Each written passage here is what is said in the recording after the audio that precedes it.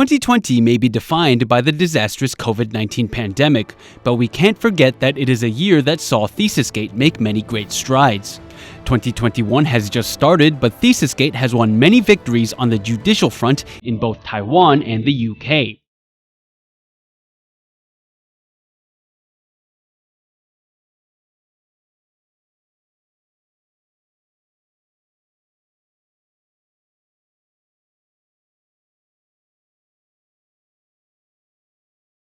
First, England's Administrative Court ordered the Information Commissioner's Office to respond to Michael Richardson's initial inquiries by March 16th. The ICO must publicize the identities of Tsai Ing-wen's external examiners as well as address other issues raised by Richardson. News of that decision has sent shockwaves throughout Taiwan. Presidential Office spokesperson Xavier Chang responded to media inquiries with no comment and simply insisted that Tsai had a PhD. The Presidential Office continues to say that the London School of Economics has already endorsed her doctorate.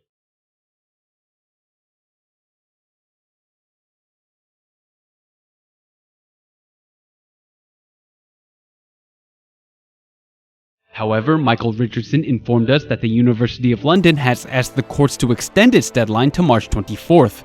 How exactly would publicizing the name of Tsai Ing-wen's external examiners result in damage and distress to her? That information should have been made public long ago.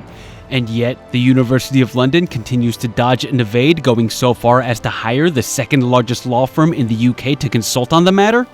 The parties involved are currently trying to stall and figure out how to continue this cover-up. This saga of corruption and wrongdoing continues even now. Michael Richardson was, of course, unhappy with the perfunctory response he received from the University of London. On February 5, 2020, Richardson cited the UK Freedom of Information Act and asked the Information Commissioner's Office whether or not names of examiners were private information. On March 23, 2020, the ICO gave a preliminary response, emphasizing that their current decision was not final.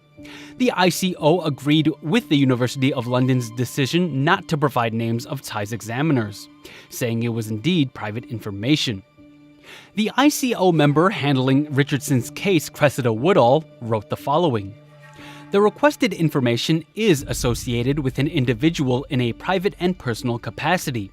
I am satisfied that the individual concerned, the student, would have the reasonable expectation that their personal data, that is, specific information about their thesis, who examined it and when, would not be disclosed to world at large in response to an FOI request. I consider it likely that disclosing this information would cause that individual a degree of damage or stress. Why would revealing the examiners who granted a student 1.5 PhDs in 2 years be damaging or distressing to a student? Logically, if revealing examiners would disturb a person's status quo, then under those circumstances it would indeed be damaging and distressing. However, if it wouldn't change anything, how could that be deemed damaging or distressing? What kind of damage or distress could be done by revealing examiners in this case?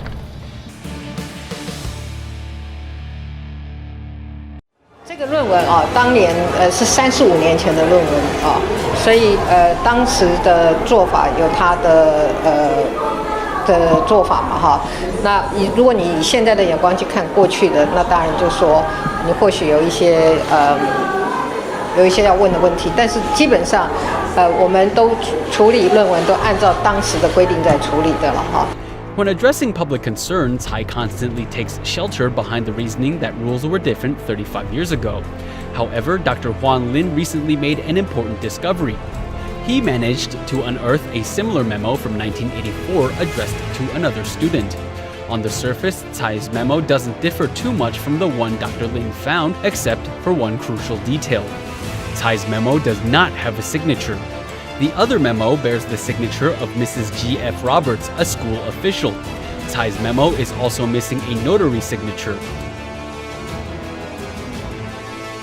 The presence of these two signatures means that under normal circumstances, a memo like this would not only have been given to the candidate in question, but copies would also be left with school administrators and the notary who verified the document. This measure is meant to deter forgery.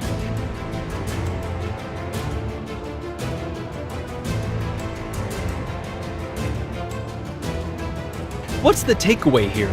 The memo that Tsai showed the public was tampered with.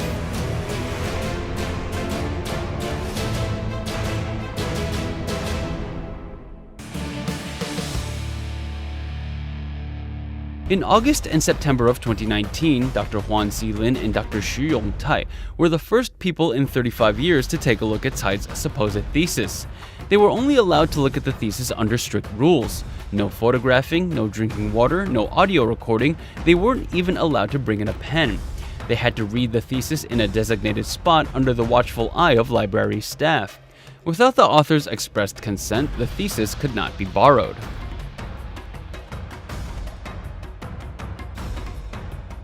The two professors, however, were able to commit to memory everything unusual about the thesis. Missing pages. The first chapter is missing pages 5, 6, 7, 8, 9, and 10. The page after page 4 is page 10. There is nothing in between. Handwritten corrections. There were handwritten corrections all over the thesis, even in the acknowledgements page. Even the supervisor's name had to be corrected by hand. American spelling. On page 299, analyze is spelled with a Z. On page 358, subsidize is also spelled with a Z.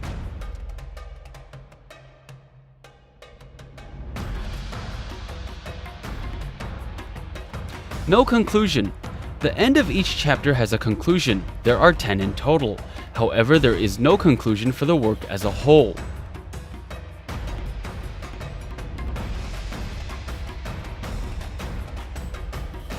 Strange annotations. Footnotes are labeled with an asterisk. Annotations are numbered within chapters but not throughout the thesis as a whole.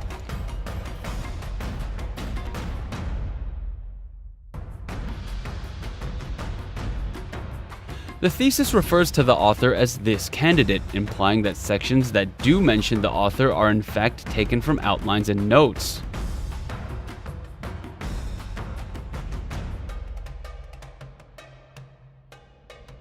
A worthy thesis would not contain any of the mistakes mentioned above. Can Tsai really claim that this thesis got her 1.5 PhDs?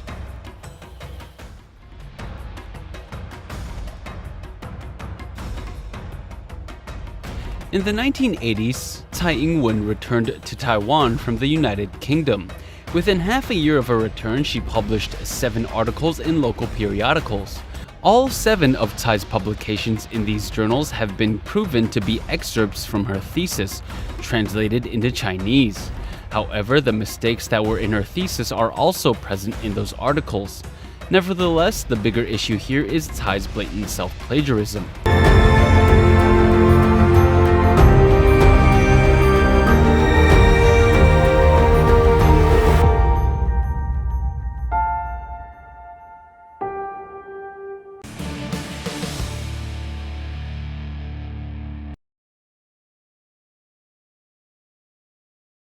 The story of how Tsai got her PhD is filled with many oddities and extraordinary claims.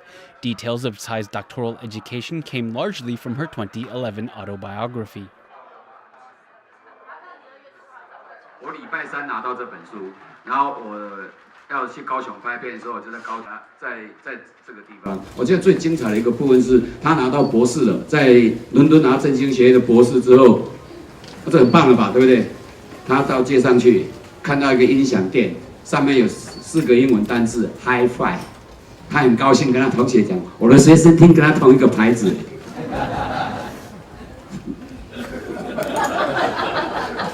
其实蠢的蛮可爱的，但却是很生动。好了，作者到现场，我们以热烈掌声来欢迎蔡英文主席。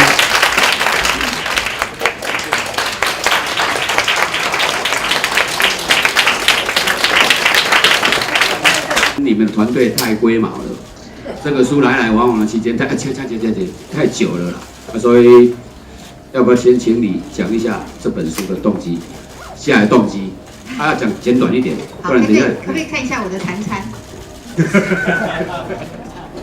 这个我的幕僚也帮我准备谈餐。好，真的。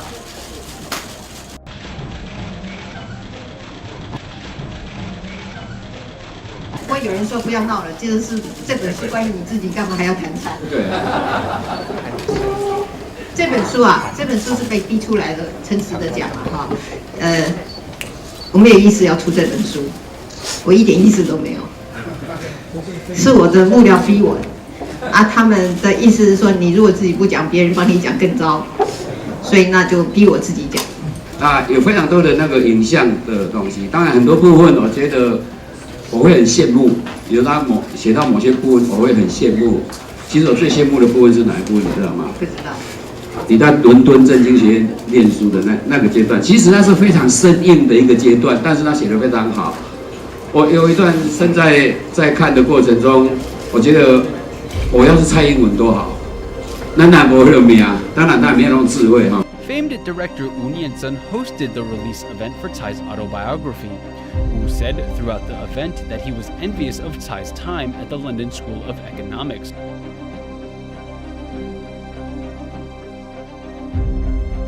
He even pointed out that Tsai's people had been very particular with publishers about this book.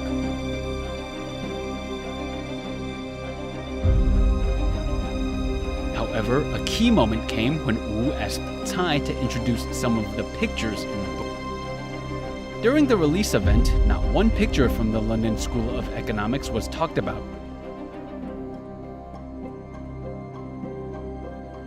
Not even this picture, which Tsai said was taken when her sister traveled to London to visit. In the book, the photo is captioned with, "My sister visited me in England while I was preparing for my Viva."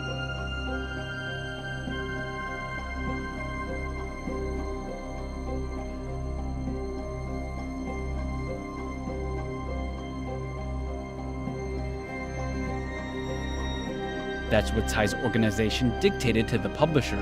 However, there was no mention of this picture during the book's release. Did Tsai forget to talk about it, or was it that she would have felt guilty doing so?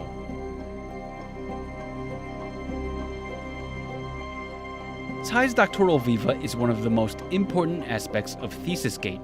It's also something the University of London and the UK Information Commissioner's Office refused to publicize information about. Both entities say doing so would violate personal information laws. The only information we have about the Viva right now is the University of London says that it took place on Sunday, October 16th, 1983. And this picture, which said Tsai was taken when her sister visited London during her Viva. We can test both pieces of information. First, there is no way a Viva could take place on a Sunday in the West. Second, the picture of Tsai and her sister raises many questions. In the picture, Tsai and her sister are wearing short sleeves.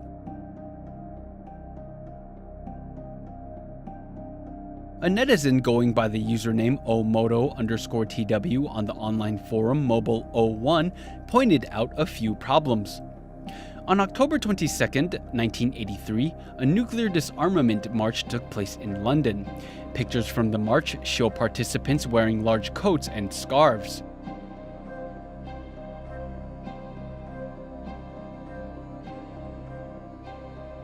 Omoto_tw also pointed out that when Dr. Dennis Pong visited London in October of last year, he wore thicker clothing. Netizens even looked up meteorological data from October 16, 1983. They found that the temperature at 1:50 a.m. that day was 9 degrees Celsius.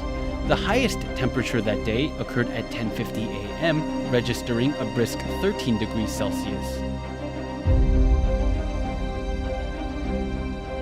Tsai's organization could have easily shrugged this off by citing unstable weather patterns. Omoto_tw, however, went further with his analysis. Many other netizens joined in on the search with their own astute observations.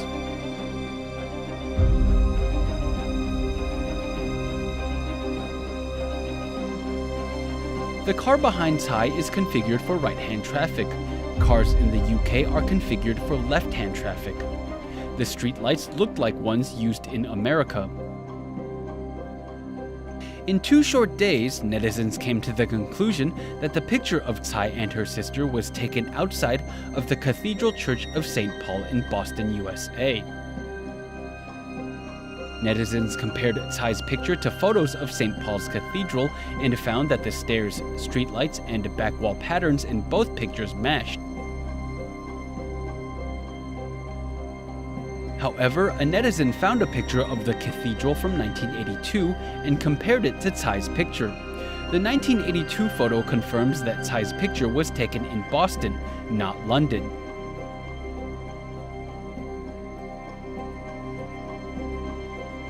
Why did Tsai say a picture of her and her sister was taken in London when it was actually taken in Boston? Why did the book release skip over that picture? Is the publisher privy to what's going on?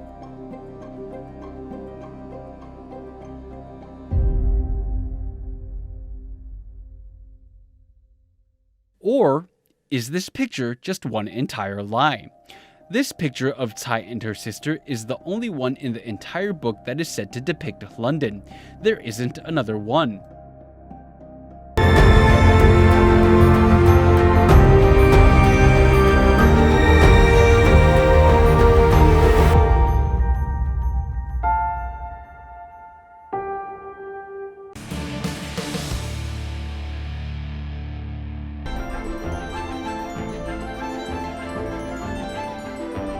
Tsai Ing-wen's organization isn't just tampering with information in the ProQuest database. Those that have followed along with our ThesisGate investigation know of a black leather-bound thesis which was successfully submitted to the LSE Women's Library in June 2019. At first, the library's digital index said the thesis had 2 authors. One was Tsai and the other was the person Tsai claimed was her advisor, Michael John Elliott. After the public called attention to how strange that was, the index entry was changed back to 1 author. The digital catalog entry for Tsai's thesis in the British Library was created in June 2015. That index also had its date of award altered from 1984 to 1983. These are all strange circumstances surrounding Tsai and her thesis. At the end of the day, Tsai can chalk these changes up to simple errors made by administrative bodies. After all, it looks like the University of London is willing to support such claims. Tsai can say that these actions have nothing to do with her. However, there is one particular change that Tsai can't put on anyone else. That change concerns her autobiography, which we discussed in the last episode. Specifically, it concerns the picture Tsai said was taken in London, but we then proved it was actually taken outside of St. Paul's Cathedral in Boston, USA. The photograph in question was the only reliable piece of information we had about Tsai Ing-wen's viva from Tsai herself. However, netizens have since exposed the picture as a fabrication. Just as the public wondered how the presidential office would respond to this latest development, Tsai quietly changed the picture's caption in the digital version of her autobiography. The caption now reads, "A picture with my sister," instead of "My sister flew to London to be with me during my viva."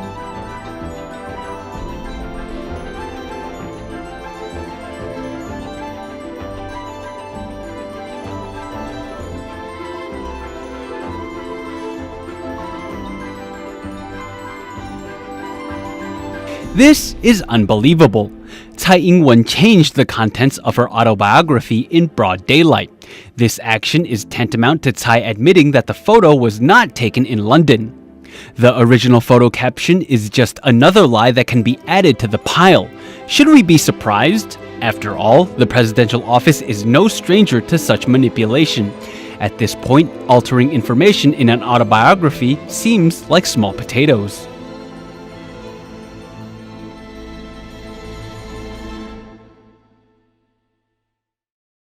他最后的博士资格考试也是我陪他去的，我陪他在英国过了2个礼拜，那个2个礼拜我们玩得还挺开心的。Did Tsai Ing-ling really spend 2 weeks in London with Tsai Ing-wen? Tsai Ing-wen's name shows up in the Soochow University 1983 to 1984 faculty directory, which was printed in January 1984. This proved, once and for all, that Tsai Ing-wen started teaching at Soochow University in August 1983 as an adjunct associate professor.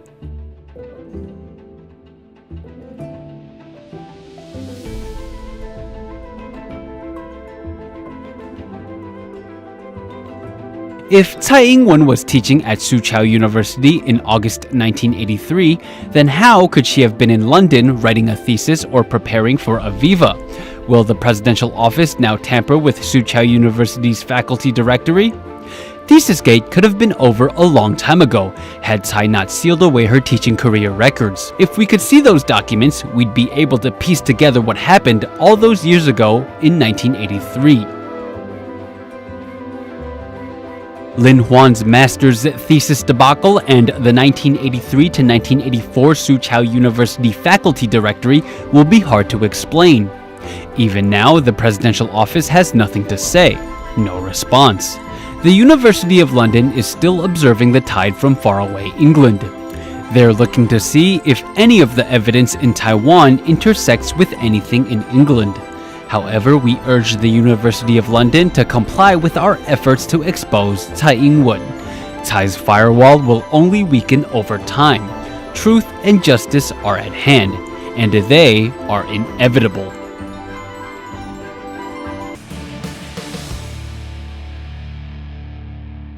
Dr. Huan Xilin and Michael Richardson repeatedly asked the University of London for details regarding Tsai's thesis. However, the school refused to respond.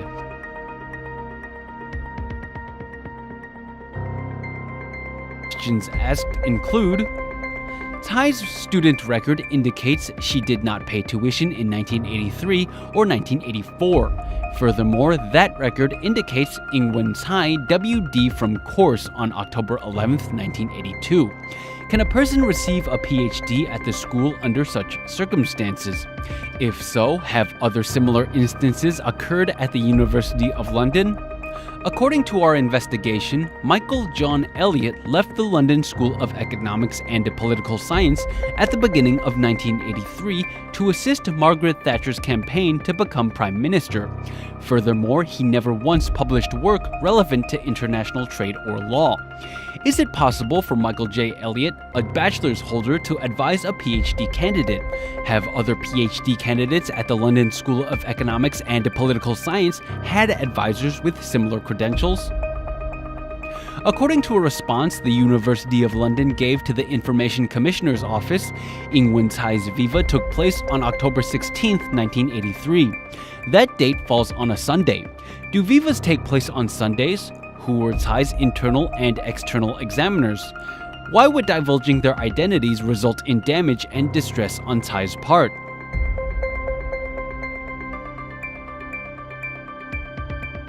Our investigation shows that Ing-wen Tsai's thesis, Unfair Trade Practices and Safeguard Actions, was not placed in any University of London affiliated library before June 28, 2019. Is this possible?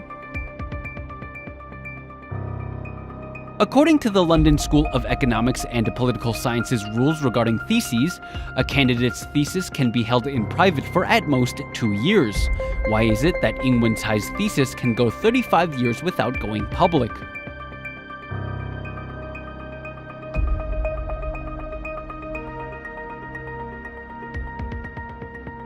What protocols are in place when a school library loses a candidate's thesis? Are there any follow-up procedures for replacing lost articles? In 2011, a book said to be Tsai's thesis was submitted to the University of London's Senate House Library. Senate House Library purportedly rejected that particular thesis and sent it to the Institute of Advanced Legal Studies. IALS ultimately also rejected the submitted thesis. What was the reasoning for turning this thesis away? A black leather-bound thesis, purportedly to be Ing-wen Tsai's thesis, was sent to the LSE Women's Library on June 28, 2019. That book was then digitized. Under what procedure was this thesis sent and accepted? Do those procedures abide by the same rules that proper doctoral theses are subject to?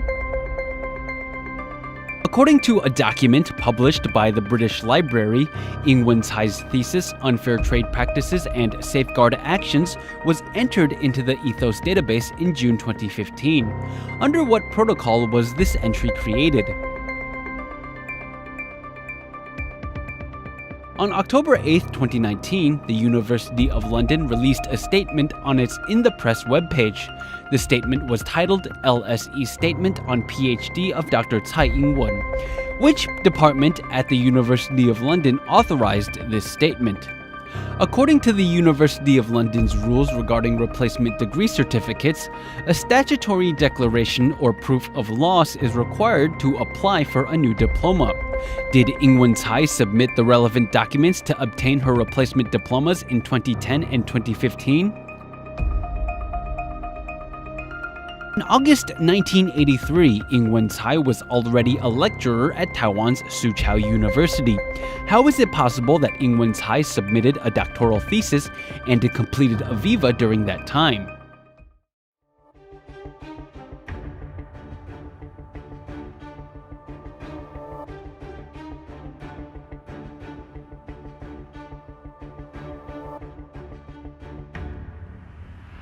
It seems that ThesisGate is coming to a close. However, we're sure many viewers are concerned about what ultimately happens on March 24th.